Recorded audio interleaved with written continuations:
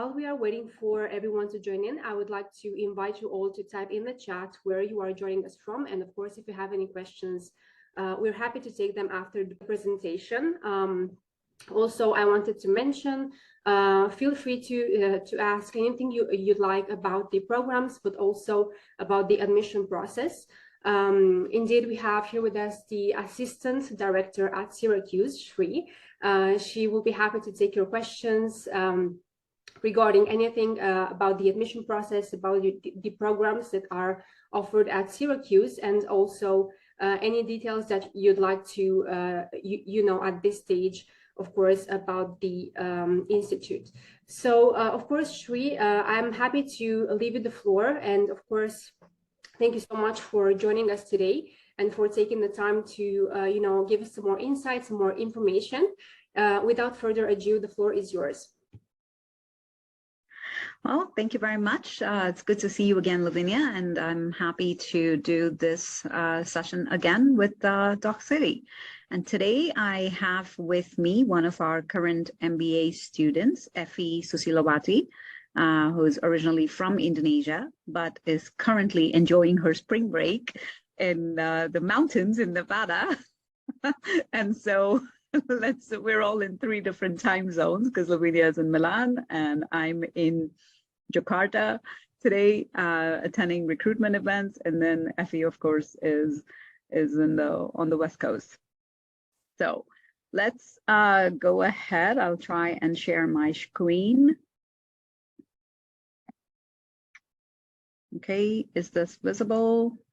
Yes, I'm just gonna go full screen. There we go. Okay, so I wanted to start off this presentation by talking a little bit about how to choose the right fit program and choose between a specialized master's and an MBA degree. And also then go on to speak about Syracuse University and then the Whitman School of Management and the specific specializations and courses that we offer at Whitman, and then have Effie take the floor and talk about her particular experience in how she chose the program, and also share some fun stories from her journey so far. So one of the things to start this with choosing the right program is that the landscape of business schools and grad management education has changed over the last 20 years, wherein the MBA used to be the only flagship program offered at business schools across various universities, both in the US, UK, Asia Pacific, all regions in the world. Lately, the focus has shifted towards offering shorter, intense duration programs, which are more focused on allowing students to gain the depth of a particular specialization and also learn specific skill sets that will prepare them to enter the global marketplace much sooner. So the expectation that an MBA is for everybody and it is the only degree that is offered at a business school does not hold water any longer, because that is not necessarily the case. While the MBA is still the most familiar program and very well reputed, there has to be a reason, a why, a particular why for every candidate who wants to come into the MBA, and how they utilize the value of the MBA degree to get them where they want to go in their career trajectory. So today, I wanted to start out by talking about what are these specialized master's programs. These are offered as specialized concentrations of study. They are typically of shorter duration, and they can be for just 1 year or a little longer than a year. So, for example, at Syracuse, we offer flexible duration with the specialized master's programs that can be completed in 9 months, excluding the summer, or you can take 3 semesters and complete them in 16 months, alongside a summer internship. And the last option that we offer is to extend the program over 2 years. especially when you don't have prerequisites for the particular specialization of study, for example. So these typically the specialized master's programs were offered to address a need in the workplace, in industries where candidates needed specific skill sets, and employers were trying to find these candidates with these specific skill sets. And so the curriculum is very structured, and it does not allow for a lot of room for students to go and take a bunch of electives. But with the structured curriculum, the focus then is also very intense, because the whole purpose of this specialized master's degree is to give you that depth of knowledge, to give you that fundamental foundational knowledge, and to prepare you to become experts in that area. And you can then take that expertise into the marketplace and seek employment in those specific types of roles. And for example, if you were to do a specialized master's degree in business analytics, the coursework would be structured and truncated into 16 months of study. For example, if you use Syracuse as an example, in some other schools, it could be anywhere between 12 to 14 months of study. And there would be the opportunity to tag on an internship, or also complete the program without an internship. But in that 1 year of study, it would be packed with content that would prepare you to get a role as a business analyst, as a data analyst, to get into any kind of a tech industry and do specifically analytics.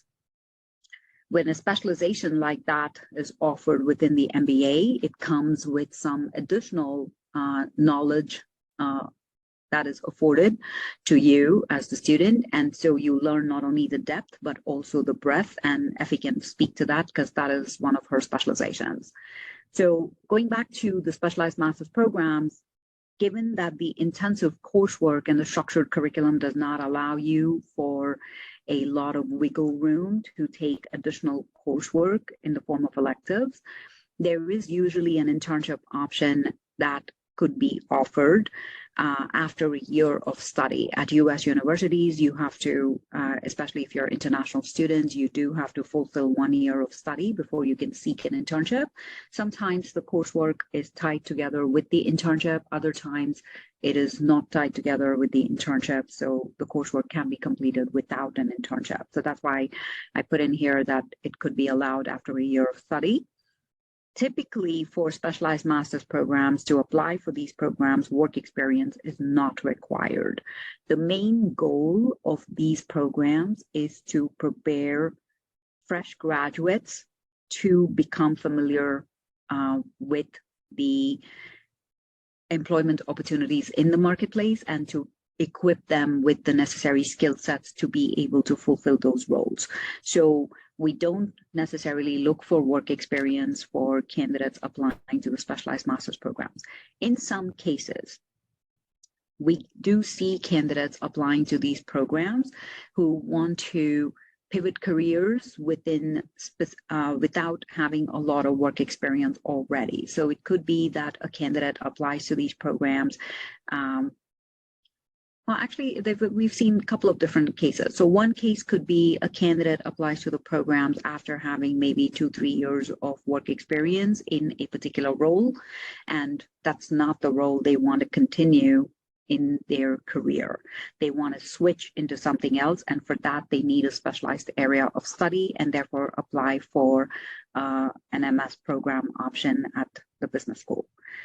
In some other cases, there are situations, rare occasions, where a candidate might already have an MBA, has been employed for 7-8 years, but has now specifically been assigned into a role at their job that is very, very specific, for which they don't have the depth of knowledge. So rather than doing a second MBA, they might choose to come into the specialized master's program to gain that specific depth of knowledge. But for the most part, the majority candidates who apply to these programs are not expected to have any work experience. If you have under 2 years, that's still not a negative, but The program is designed to help students who graduate from them to be able to be equipped for the marketplace with the necessary skill sets. So it's an ideal option for entering the job market sooner than completing an MBA and going through that ladder of study of all the different coursework that is required for the MBA. But this would help a candidate who has no work experience or less work experience to get into a specialized area and then gain more work experience, and also think about whether at a point further down the line, whether they really need the MBA or not, right? So having said that, let's move into what is the MBA about then. So the MBA programs, again, speaking in general here, I'm not speaking about specific to Whitman.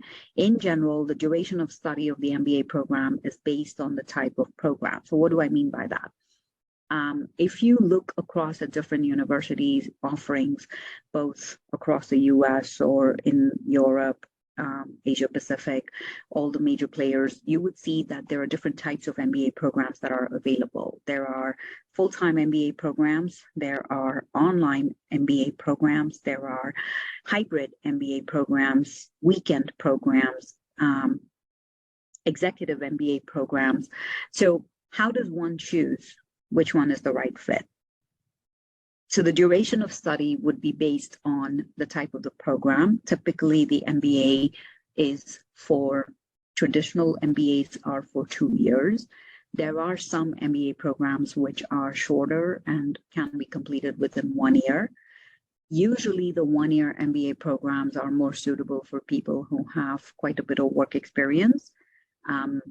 But for those who don't have work experience or who would like to utilize the program to enroll themselves to understand different aspects of business, get their foundational knowledge in the business world, and then potentially explore their job opportunities in the corporate world, a traditional 2-year MBA is a better fit because it also allows you to complete an internship.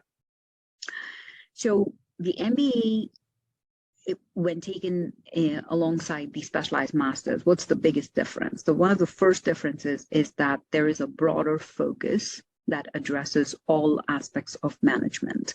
So it is not restricted to just learning about a specialized area of study, but rather focuses on all aspects of management. So you would be learning a little bit about finance, a little bit about accounting, a little bit about operations, all the different aspects. And then it would give you the opportunity to specialize in a particular area as well. So I'm going to take a moment here to connect my charger. I do apologize. So I just noticed that my screen is dimming. So give me one moment, please. Absolutely, no problem, Shri. And in the meantime, of course, I'd like to remind all participants, if you have any questions, please feel free to type in the Q&A box and we'll be happy to take them after the presentation. And also take this moment to just gain the more insight possible on all the programs, and of course on Evie's experience, as she's here to also take your questions and to give you insight on the student life at Syracuse. Thank you so much. Sure. Okay, so all right, so continuing on with our understanding of the MBA. So there would be specializations and concentrations available in specific areas alongside learning about the general aspects of management. And therefore, over the 2 years of study, you would gain a good foundational knowledge about the core areas of running a business, but you would also have the opportunity to specialize in 1 or 2 areas dependent on your choice and your interests. Internships are usually recommended during the summer months. 2 years of work experience across the field is generally accepted as a good time frame to enter the MBA program. Why? Because after graduation, so most MBA programs will ask you for some amount of work experience. And the reason we do this is because after graduation, getting into the workspace allows you to have some understanding of what life as a full-time employee at an organization is like, right? And during this time frame, you will have enough opportunity to recognize what your strengths are, what your shortcomings might be, what are some skill sets that you are interested in learning, what are some skill sets that you are required to learn in order to do better at your job. And so it would also give you a sense of recognizing what types of roles you could potentially get interested in. So 2 years is a good time frame to switch into an MBA. It also gives you that opportunity to get out of the classroom, get your feet wet in the workplace, and then come back into the classroom.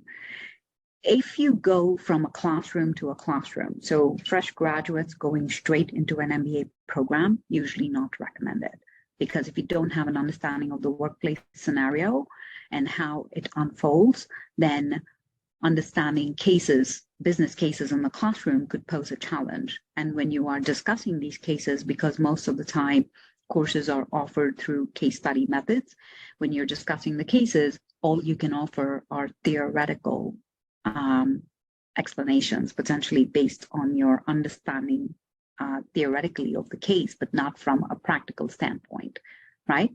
So we always recommend at least a minimum of 2 years to benefit from the value of the MBA program and the coursework of the MBA.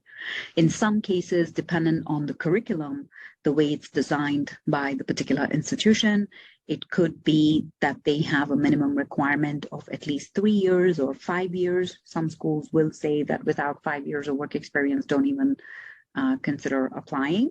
And so that is specific to their particular curriculum and the way it is designed, right? But otherwise, 2 years is a good ideal time frame to be thinking about entering the MBA space. It's ideal for preparing you for a career in general business or based on your particular specialization, like Effie can talk about her experience. You could also potentially target those specific job opportunities. Okay, so let's move to location. Here is gorgeous Syracuse. If you're reading the news these days, you will see that we are currently covered in a foot of snow.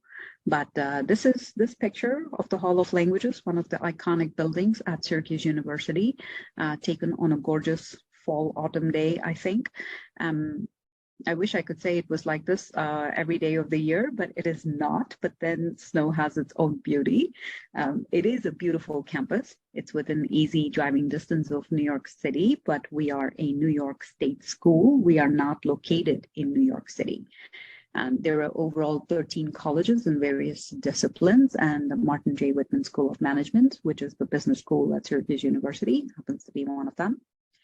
We have over 6,000 full-time or part-time graduate students, and they represent pretty much over 100 countries in all 50 states of the US. It's one of our oldest universities, and so beautiful architecture on campus. And this is one of the modern buildings on campus, which is the Whitman School of Management, the 16th collegiate school to be accredited by the AACSB. And when you're looking at schools for consideration, you always want to know that they are accredited, and AACSB is one of the most recognized accreditations for most business schools. So one of the USPs at Whitman is we have small class sizes, but we combine it with the resources of a large university. So you get the best of both worlds. Our faculty to student ratio is typically around 1:3. And so there is a lot of personal interaction with faculty members as well as your own classmates and peers. So that facilitates a lot of discussion. It also facilitates good friendships and bonding. And these relationships and friendships last over not just the 2 years of study at the school, but also last a lifetime. It's a state-of-the-art building, has 22 classrooms, and then there are various meeting rooms for grad students, which they use for hosting their own project meetings or doing their assignments. Sometimes the meeting rooms are used by grad students to have their interviews with employers for internships. Sometimes they are meeting with various clients whom they are trying to assist on an experiential learning project. So different opportunities, various research centers, and then it's an overall student-focused environment that promotes lifelong learning. So these are the specializations that are offered at the Whitman School of Management, WSOM. Accounting, we offer it within the specialized master's degree, standalone professional accounting, but also as a specialization within the MBA, business analytics, entrepreneurship and emerging enterprises, finance, marketing management, real estate, and supply chain management. And so the little asterisk over here, except for entrepreneurship, all of our other specializations are STEM designated. So a little bit about the MBA and the way it works with its program overview. It's a 2-year program with total 54 credits, 36 credits, like I explained in the differences earlier. It talks about general management, right? So 36 credits are core credits, which talk about general management, and 18 credits are the specialization credits, which you could choose the specializations here in the right column, the ones that I've listed again. And so we allow students to choose either a single specialization or a dual specialization. If you choose a single specialization, you do have the opportunity to pick 9 credits from other graduate programs on campus as well. There are opportunities to pursue some international internships and potentially some residencies, which are more conference-style, week-long explorations offered alongside our online MBA cohort. And so we can talk more if there are any questions about that, but also there's information on our website. One of the things with our MBA program, out of the 18 credits for specializations, 6 must count towards the practical component of the program, and part of that is offered through internships and through specialized courses.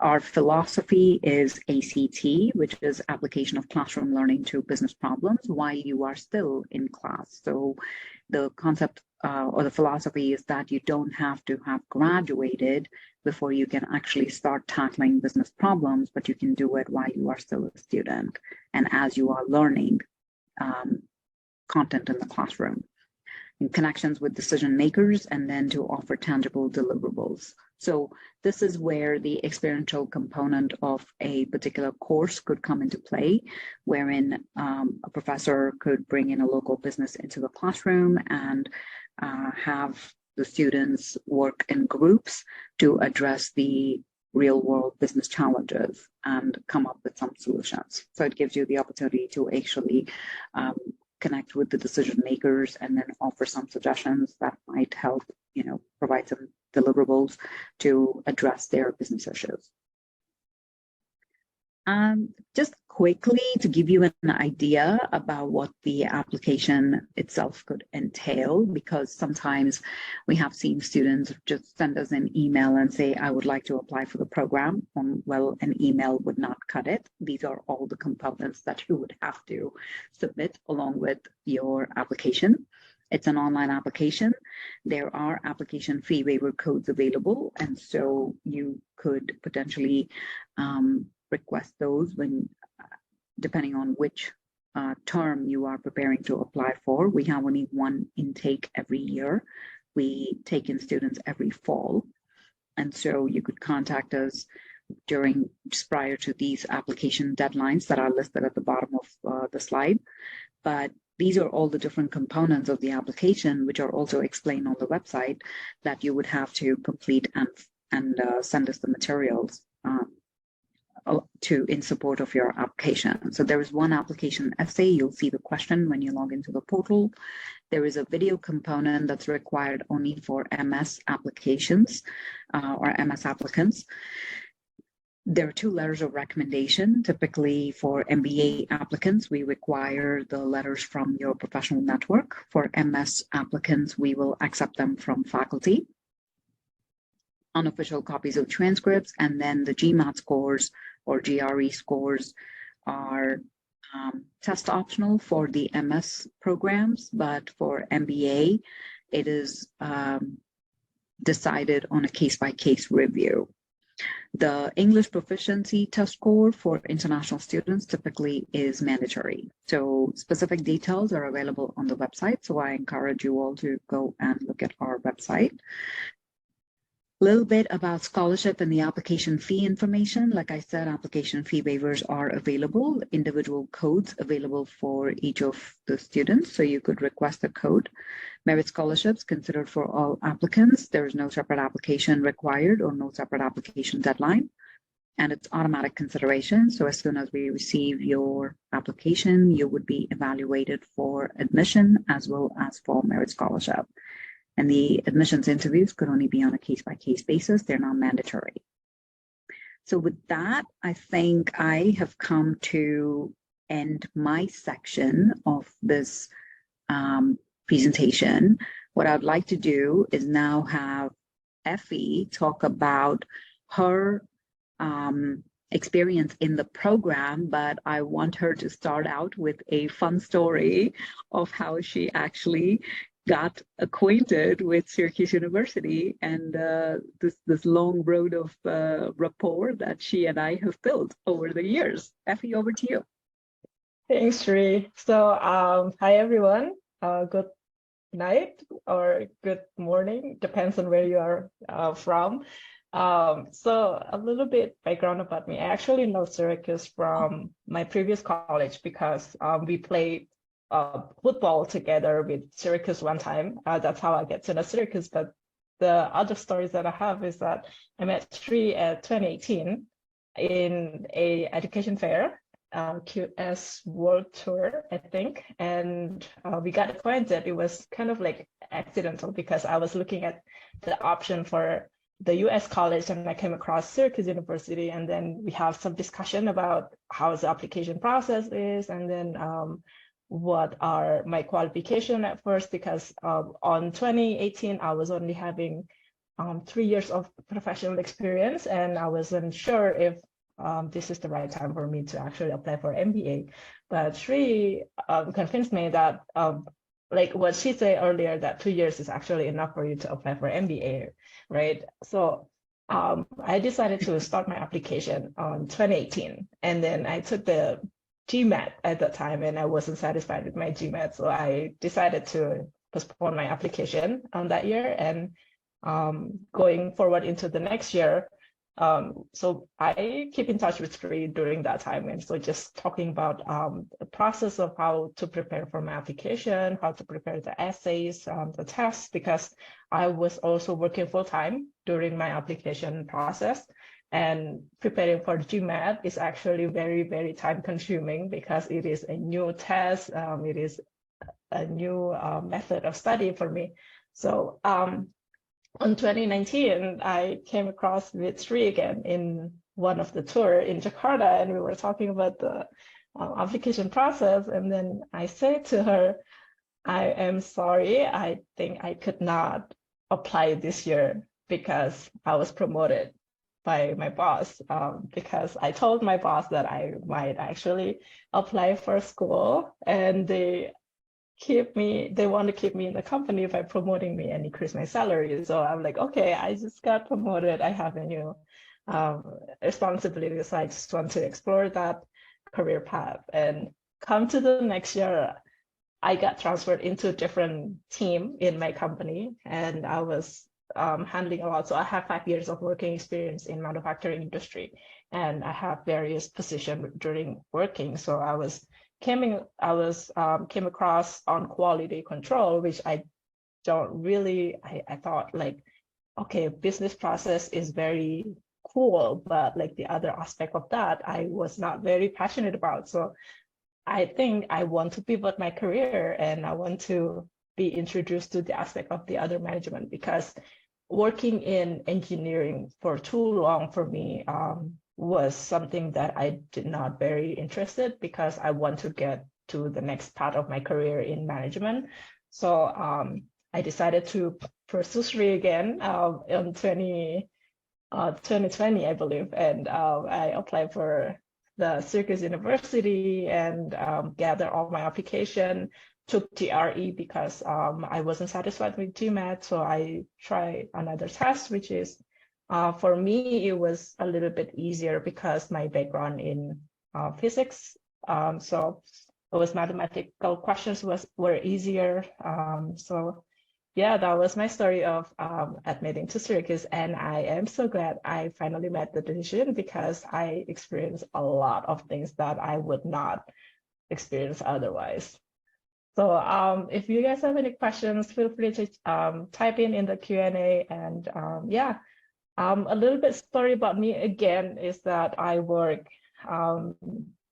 in the manufacturing industry for 5 years. And then when I got to MBA program after a year, I applied for internship program at SAP. So it's the biggest ERP software company. And if you guys know, if you guys are in the manufacturing or in the company that use the ERP system, it is one of the biggest. And I am currently working as business transformation consultant, which deal with the business process improvement.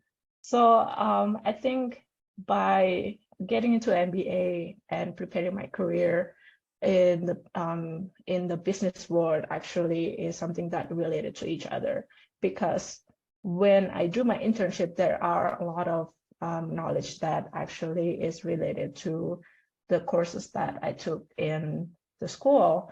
And like Sri mentioned before, that MBA is broader approach of the master's degree. And I can say that it is true. During my MBA, I actually learned a lot about how business is operated. So in every aspect, like the finance, accounting, operation, and also law. This is kind of cool for me because we kind of know about contract, we kind of know about how law or regulation in the company is working.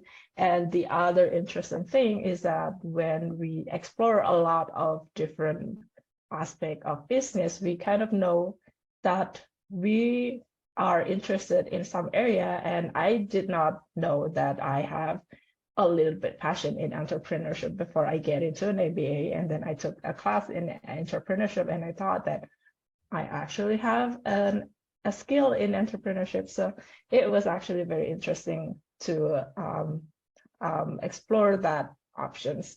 And I hope you guys choose MBA because of that benefit. And the other things that I like about Syracuse is that Sri mentioned that the faculty ratio is 1 to 3, and it is true because we have class. One class is actually very small size, so we are very close with the faculties. I work with one of the faculties, Professor Gary Lapointe, and I work really close with him from last year until this year, and we got to know each other in personal life, and he was helping me too with how we approach the company when we apply for a job, because your net worth is actually decided by your network, your connection, because they are very, very valuable, and you never know who will you get introduced with when you have connection. So I am going to pause, and if you guys have any questions, maybe can type in the Q&A, and I'll hand it back over to Lavinia and Sri. Thank you so much, Effie. So of course, we do have some questions, but I don't see any yet for Effie. So for all participants who stuck with us until now, please feel free to ask away. As you saw, Effie is extremely available and happy to tell you more about her own experience. And Effie, I would like to ask you, what do you think is the single most important asset this program has given you so far? So was it something that aided you in your career or in your personal life, or both? So I think the most valuable things that the program offers is that the opportunity to learn about our classmates and our faculties. Like I said, your network is your network. So I got to know a lot of people from different countries and how they actually have the different perspective in how business operates. And we got to know each other when we were in the class and we were outside of class, and we make connection for life. And also with the faculties, we also make connection for life because they actually remember us and they work closely with us together in the project. And sometimes we share about personal life with them. Sometimes we share about our concern about how to find a job after graduation. And they are very, very helpful. And I think that those are the most valuable things that I can take away from being in the MBA program in Syracuse. Thank you so much, Effie. And one more question from me. So what do you think will be your career trajectory for the next, I would say, 3 to 5 years? And how do you think this MBA will help you get there? Yeah, so I am actually interested in business process and business and process improvement right now. And I am open to any type of industry. For right now, I'm working for, I am interested in the tech industry because they have a lot of opportunity. But then I don't mind if we have to go to manufacturing industry because those knowledge is also still applicable. The things that MBA program at Syracuse helped me with that career trajectory is that the courses that the school offer are very, very valuable because for process improvement, for example, I was taking classes in supply chain management, which we are talking about process, how to build process, how to calculate process. And then I'm also taking Lean Six Sigma, which if people are involved in supply chain, they are familiar with that term. So Six Sigma is a process improvement. And those are the things that we take as an experiential learning, meaning that we work with the real company and we work with the real company near Syracuse, and we work with the real project that they are handling in the company. So those things are very, very helpful for me for my career trajectory, because not just know the knowledge in class or theoretically, but we also know how to apply that knowledge in the real world. Thank you so much, Effie. Shri, please. Yeah, so I actually have a question for Effie. So which I think is a different side of the MBA that usually does not get thought about by students at this stage when they are thinking about opting for a program. So think about yourself, Effie, from those times that you met with me back in 2018, 2019, and now how you are, right? Having come into the program. She's getting ready to graduate in like a month and a half this May. So it's been a nice 2-year journey in the program at Whitman. So comparing yourself to how you used to be to how you are now, think about situations in which you present yourself, in which you talk about your work, in which you network with strangers and you have to do elevator pitches. How do you see yourself to, back in 2018 to now, if you were to do a before and after, how would you say that the MBA helped or not helped? What has it done for you? Yeah, so actually, I grow so much from the MBA program. So before I came from a technical background, so I graduated from aerospace engineering from University of Minnesota. And coming to the career world, I have this tendency of being quiet in the team, not very brave of expressing my idea or opinions in the team, and very, very technical. And how the business school actually teach me is that we have to be very confident if we have an idea. And so the classes at Whitman, so in any business school, in any business school in the world, that you are expected to participate in the class. So in teaching activities and teaching and learning activities, you are expected to participate in the class and like express your opinion, whether it's wrong or right. But that actually helps me to be able to be more confident in expressing my opinion, and just how we communicate very professionally in business school actually helped me a lot in how I talk to people in network to people, how I talk during my internship last summer. And I can see myself that, okay, I was so quiet, I was not able to express my opinion, but then when I went to business school, I can express my opinion and I'm not afraid to like being wrong, because it doesn't matter whether you're wrong or right. If you don't express your opinion, then people won't know that you have that ability. Maybe if your opinion was right, then it's something that, you know, people will value, or like they will make it happen. Like if you have an idea of process improvement, for example, in my case, then they will actually use that idea and communicate it to the world.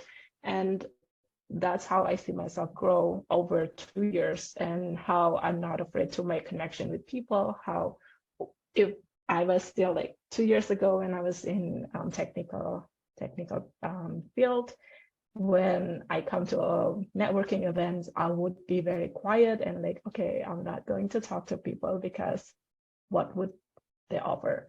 But then after I come to business school, I get to know that that networking is very important, and you will never know what they can help you in the future. So I came to the networking events and I talk to people and just introduce myself, and like how we are, if you're interested in the company, then you can ask questions. And so ask that provoking questions to people that they are very stimulating, and like, okay, I will talk to you about my company and get to know their company and what they do in daily life. And like, if you can explore that path, then you can actually know yourself, because sometimes when you talk to people, I'm also interested in that field, and like, and then you explore that field, and that is something that for me is valuable, and how we grow during the business school. A lot of people have the same experience like me. Like a lot of people came from technical background, so you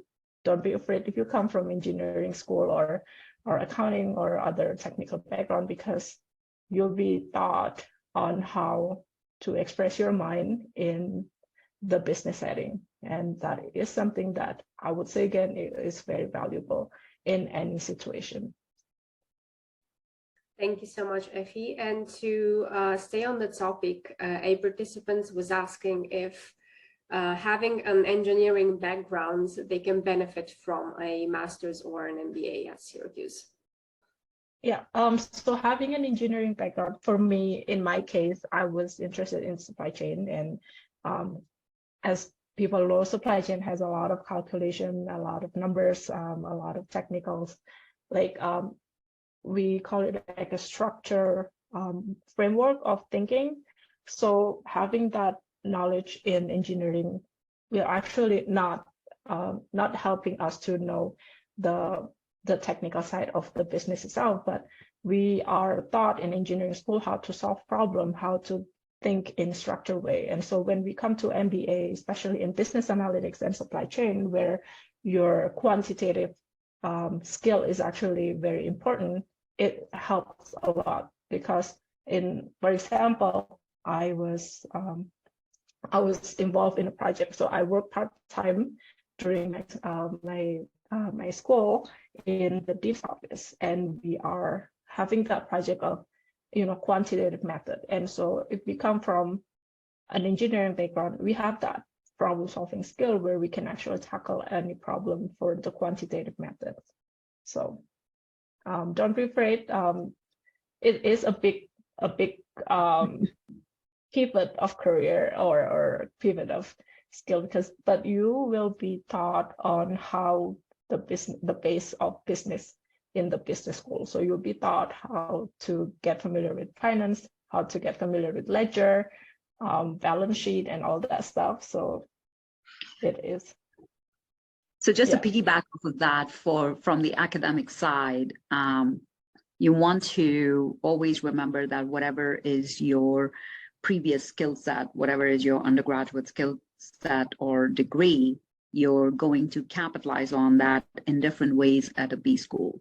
So when you come into business programs, keep in mind that if you're doing a specialized master's degree in a particular depth area, then it is a quantitative curriculum, and therefore having an engineering background or any other quantitative background is only going to be an addition and a plus point for you.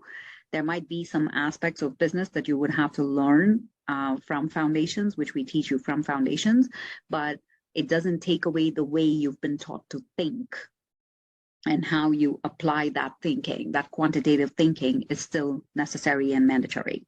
When you look at the MBA aspect of it, yes, you would have to take a bird's eye view about things and not be so buried into the microscopic technical aspects of things, but then you learn to pull yourself out of that and utilize the quant skills to then get a bird's eye view as well. So you're taught to go deeper, but you're also taught to come out of it and learn from the overarching and the general aspects.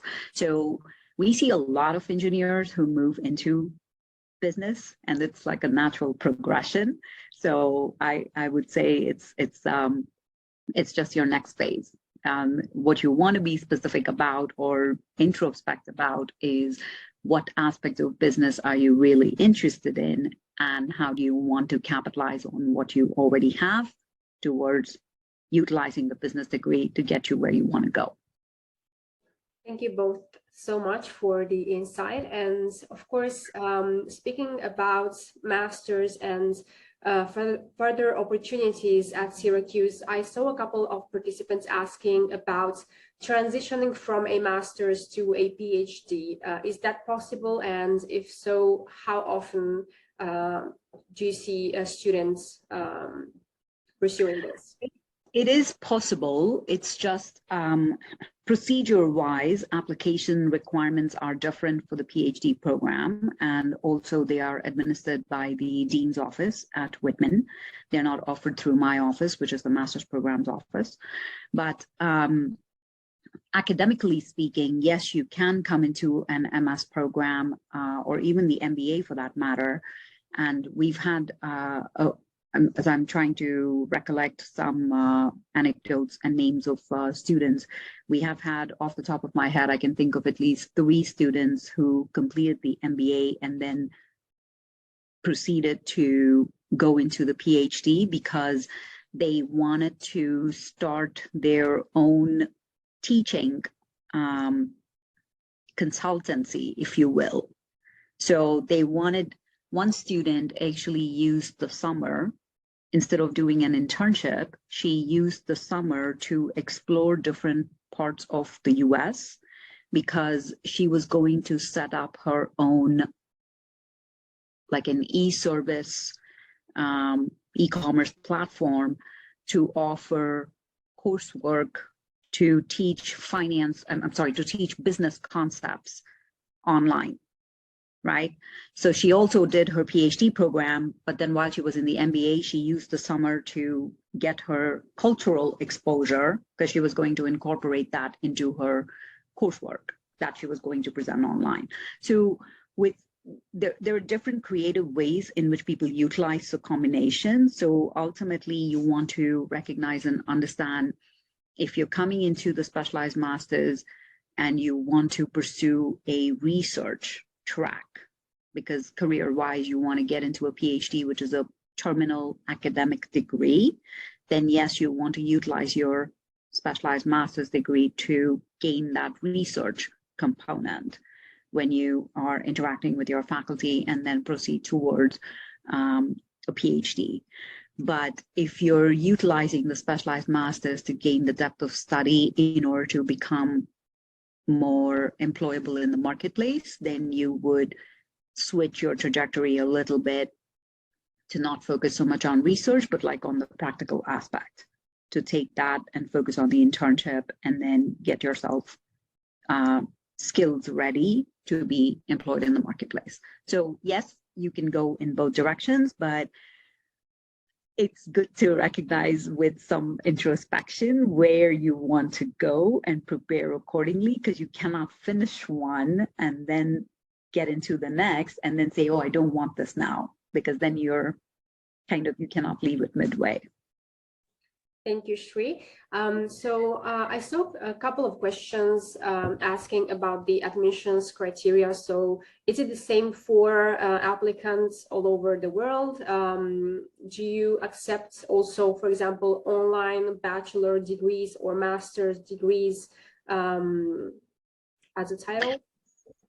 So the basic requirement is that you need to have an undergraduate degree, which is equivalent to a US bachelor's degree.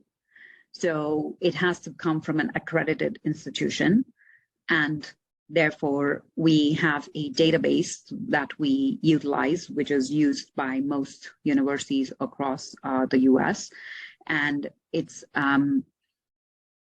we would run your university and the program from your particular country, because we do employ a lot, we do recruit a lot of international students. So we run the program info in that particular database. And if we are not able to find it there, then of course we require a credential evaluation report from World Education Services or any other credential evaluation agency that is accredited by the National Association of Credential Evaluators Services, NACES. Members of NACES, we accept their evaluation reports. So you want to find, at the very bare minimum, the requirements would be that it's a degree that's accredited in your home country, or by a globally recognized accreditation agency, or that can be evaluated by a credential evaluation service. We look for minimum GPA, which is at least 3.0 on a 4.0 scale, 75% out of 100% type of marks. And then English proficiency exams, this could vary from university to university, which is that the universities might say, in some cases, if your medium of instruction is English, then they could potentially waive the English proficiency requirement. For Syracuse, we do not waive the requirement. We will waive it only if you have lived or studied in the US or an English-speaking country for at least 3 years. But otherwise, typically, most people will submit an English proficiency score with the TOEFL or IELTS or Duolingo. We don't accept the TOEIC, and we don't accept the Cambridge test either. The GMAT or GRE typically has been a requirement prior to the pandemic. And then, of course, the pandemic upended a lot of things that we used to know. And so it is no longer a requirement for the specialized master's applications, but a student can still choose to take the test and demonstrate their competency as a differentiating factor, right? For the MBA, we do require, if you have under 5 years of work experience, it is not worth not trying to submit a GMAT.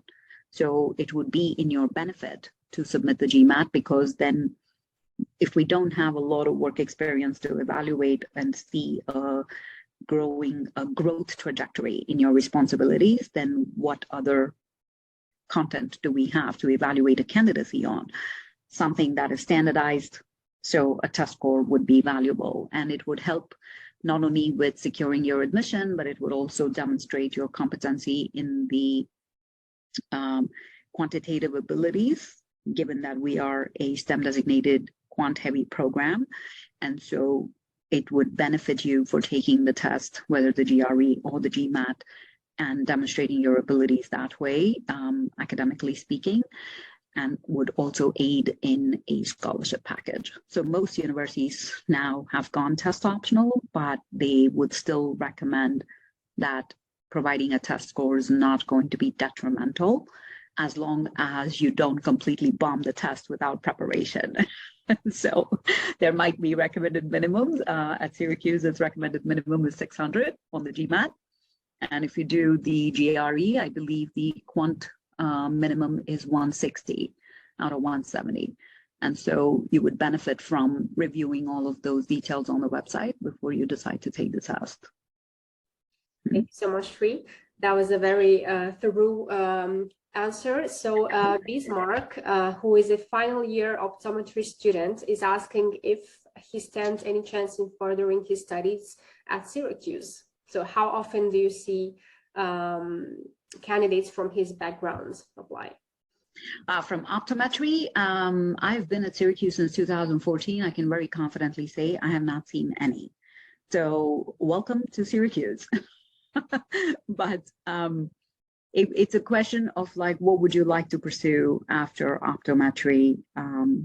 And if you're not continuing in your own field, then what is it that you would like to do? Potentially, I would think entrepreneurship might be an option if you want to set up your own shop and offer your own services. If that's the goal, then yes, there might be some review that you would have to do, an introspection as to whether an MBA is really the right fit for you, because I don't think that would be the case. It might be you would benefit from going in for an MS in entrepreneurship because of the way the curriculum is designed and because of the specialty tracks that it offers. And one of them happens to be purely for new ventures and startups. So all aspects of business in the MS in entrepreneurship are specifically geared around setting up your own startup. And so if you're learning deal making, for instance, which is a finance term, you would be learning deal making in entrepreneurship, but specific to finance in entrepreneurship, right? So anything and everything in that particular curriculum is designed to assist with the entrepreneurial aspect. And so that might be a potential opportunity for you to explore, unless you want to completely switch careers and not be an optometrist at all and completely eliminate and go into pivot your career, then yes, an MBA could potentially work as well. But it might be something I would invite you to look at the website, and I can give the info of the website in the chat here. And so I would suggest we have a new website. So take a look at, and Effie's on the website main page, so you won't miss it. You'll know you're on the right page because you'll see her. And I would suggest you look at the graduate component on the website and explore the MBA and the MS options. Thank you so much, Sri. So as a final question, a participant is asking if you can tell us more about the internships that are available. So internships usually we don't place anybody anywhere. So that's one of the first things I want to start out by saying. What we offer is a Whitman Career Center. And there are two advisors at the Career Center, but one primary advisor that most of the students work with, the graduate students. It is up to the student to make use of the resources that are available to them. So it depends on how the student builds their schedule with the advisor. Some students choose to meet the advisor on a weekly basis. Some do it on a bi-weekly basis, some on a monthly basis. The only time I get a call is when a student never shows up. And so we don't want that situation. But the way the Career Center advisor would work is understanding the student's need and the area of specialization that they want to take their career into, and the types of roles that they are potentially interested in, and what they should be looking into but haven't thought about.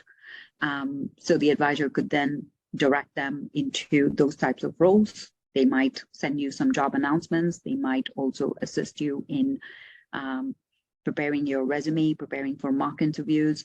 And so it's a very hands-on association with the advisor. Effie, do you want to talk about your relationship with Anand and how you worked with him? Yeah, so I talked with Anand, one of the career advisor at Whitman. I think maybe monthly basis where I can update him with my resume, and he actually helped me in shaping my resume to whatever career path that I want to have in the future. Because sometimes people write resume, like I have 5 years of working experience before I came to MBA, so I want to write everything.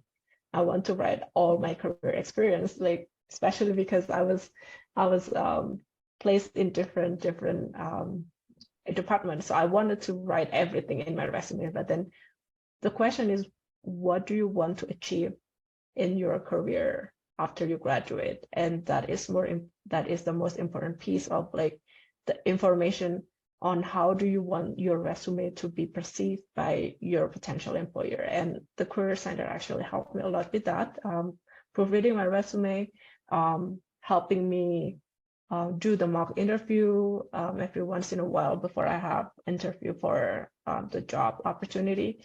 And also, I think Linda have that announcement of openings that our university is having a website called Handshake, where you can actually find the opportunity there and apply for a job in that website. And Linda actually send the new opportunity every Monday. So it was really nice. Thank you so much, Effie. Shri, is there anything you'd like to add before we wrap this up?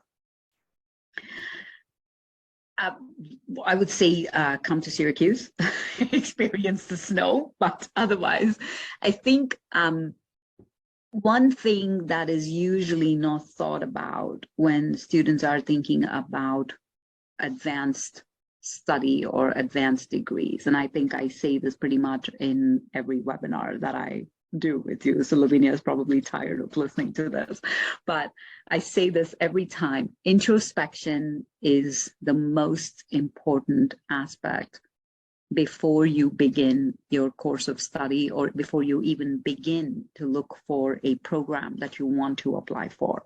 Don't just start the process saying, oh, I'm going to go get a master's degree in this or an MBA in that, without understanding what is the why.